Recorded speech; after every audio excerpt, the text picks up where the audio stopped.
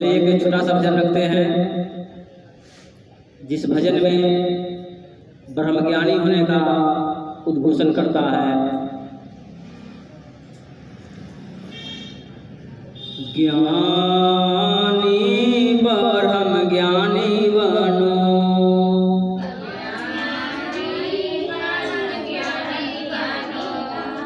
ज्ञानी ब्रह्म ज्ञानी बनो,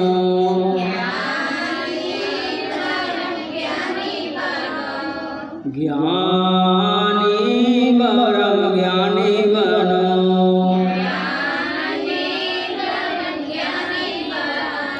सुबह सवेरे बैठ जाओ, अंतर मन में खो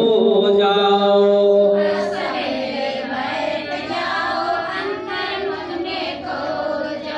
सुबह सवेरे बैठ जाओ, अंतर मन में खो जाओ,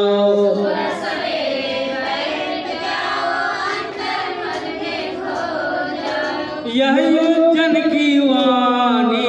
ज्ञानी ब्रह्म ज्ञानी बनो, ज्ञानी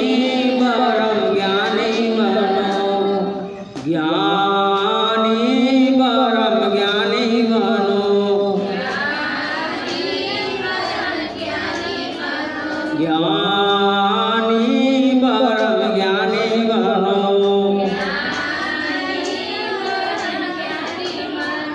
यहाँ पर की जो भी चर्चाएं होती है, जो भी हम बात यहाँ पे रखते हैं, आप लोगों को सब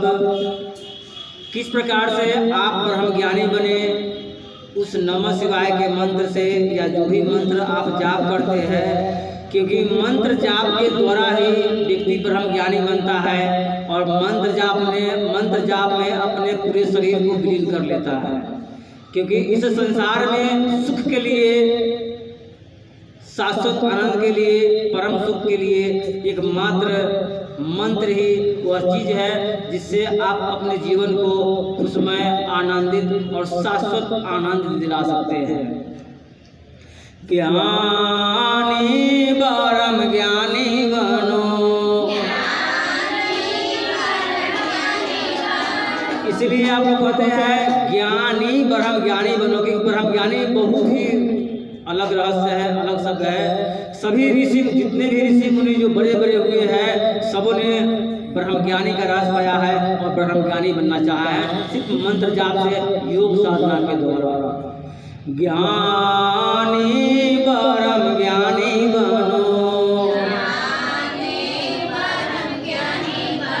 ज्ञानी ब्रह्म ज्ञानी बनो, सुबह सवेरे बैठ जाओ, अंतर मन में खो जाओ,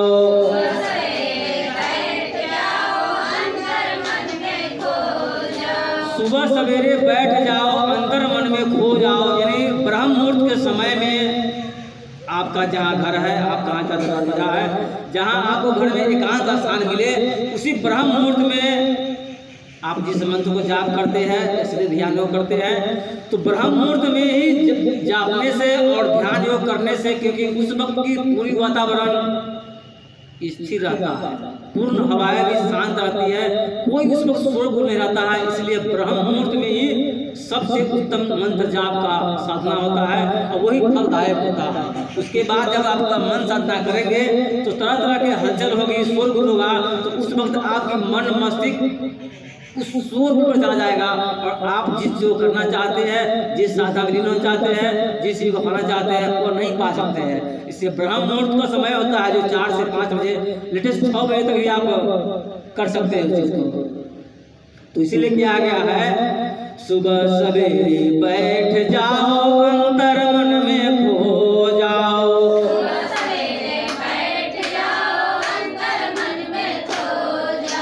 सुबह सवेरे बैठ जाओ, अंतर मन में खो जाओ,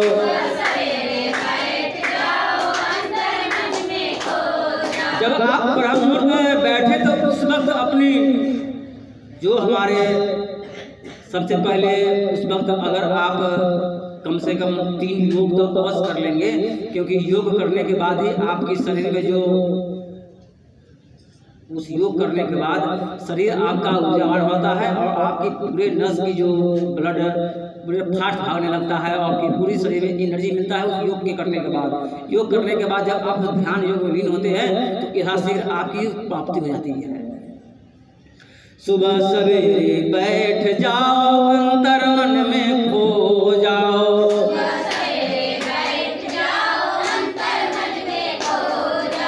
यही उज्जैन की वाणी ज्ञानी परम ज्ञानी बनो,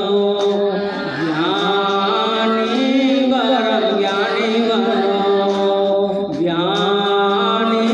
परम ज्ञानी बनो, ज्ञानी परम ज्ञानी बनो। जिस मंत्र को आप लोग साधना करते हैं और ब्रह्म मुहूर्त में उसी को जाप करते हैं तो वह हमारा तन, हमारा मन, हमारा हृदय उस निराकार ईश्वर से तार जुड़ता है और उस तार में जो हम मंत्र का जाप करते हैं उस मंत्र के उसका संचार इधर और उधर दोनों ओर लगा रहता है और हम बीच में उस चीज को मंत्र को जापते रहते हैं। तो सच्ची मन से और पूर्ण मन से अपनी पूरी मन को एकाग्र करते उस मंत्र को आप जाप करते हैं तो आपको उस चीज की प्राप्ति होगी, आपकी सुख की प्राप्ति होगी, शांति की प्राप्ति होगी। क्योंकि मंत्र एक ऐसा रहस्य है, एक ऐसा जानकारी है, एक ऐसा यंत्र है जो आप अपने उस तन मन को इकट्ठा कर सकते हैं, एकत्रित कर सकते हैं, पूर्ण जगह पर ले आके उस लोक में उस दैव से, उस शक्ति से, उस परमेश्वर से, उस ईश्वर से आपकी तार जुड़ती है, आपकी अनुभूति होती है और आप उस चीज को प्राप्त कर लेते हैं। तो इसलिए सुबह सवेरे बैठ जाओ, अंतर मन में खो जाओ, मैंने सुबह पर उठकर अपने पूरे मन को, अपने दिल को उस चीज में खो जाइए और उस जिस ईश्वर को आप आराधना करते हैं, निवेदन करते हैं, आरजू करते हैं, उसमें आप लीन हो जाइए। इस बीच में आपके अंदर कोई ऐसा बात आपके मन में नहीं आना चाहिए।